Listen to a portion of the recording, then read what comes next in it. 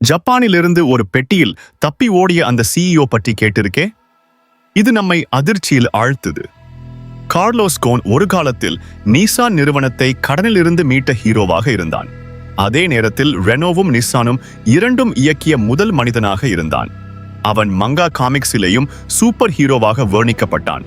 ஆனால் 2018 அவன் வில்லனாக மாறினான்.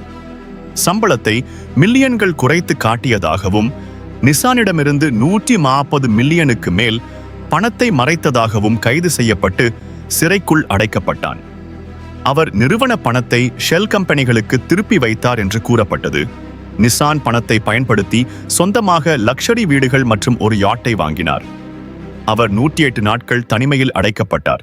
பின்னர் வழக்குக்கு எதிராக கடுமையான வீட்டு காவலில் வைக்கப்பட்டார்.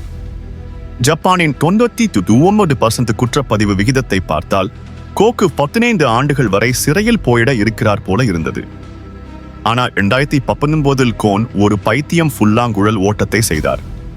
முகமூடி போட்டு அருகிலிருந்த ஹோட்டலுக்கு சென்று அங்கே 2 பாதுகாப்பு நிபுணர்களுடன் சந்தித்து அவர்களை ரகசியமாக வேலைக்கு எடுத்திருந்தார். அவர்கள் ஆடியோ உபகரணங்களுக்கு பாக்கெட்டாக பெரிய ஒரு பெட்டிக்குள் ஏறப் போகிறாங்க.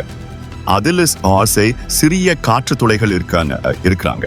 அப்புறம் அந்த 2 பேரும் இசைக்கலைஞர்களாக போலி நடித்து விமான நிலையம் வந்து தனியார் ஜெட்டில் ஏறப்போகிறாங்க. விமான நிலைய ஊழியர்களுக்கு அந்த பாரமான பெட்டிக்குள் ஸ்பீக்கர்கள் இருக்காங்கன்னு சொன்னாங்க. அப்போ அந்த கூன் பேட்டி ஜெட் விமானத்தின் சரக்கு பகுதியில் அவர்களுடைய மற்ற பார்களுடன் சேர்த்து ஏற்றி வைக்கப்பட்டு பறந்தது. அவர்கள் முதலில் டெர்கிக்கு பறந்தோம், அப்புறம் லெபனானுக்கு.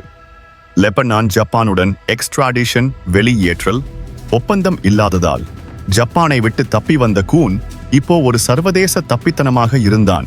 ஆனா கூன் அவன் சுத்தியானவனேன்னு வலியுறுத்தி மீது வந்த எல்லா குற்றங்களையும் மறுத்தான். சிஸ்டம் மோசமாக அமைக்கப்பட்டிருக்குது. அவனுக்கு எதிரியானவர்கள் அவனையும் அவன் நிறுவனங்களையும் தள்ளி வைக்க இப்படி ஒரு சதி போட்டிருக்காங்கன்னு சொன்னான்.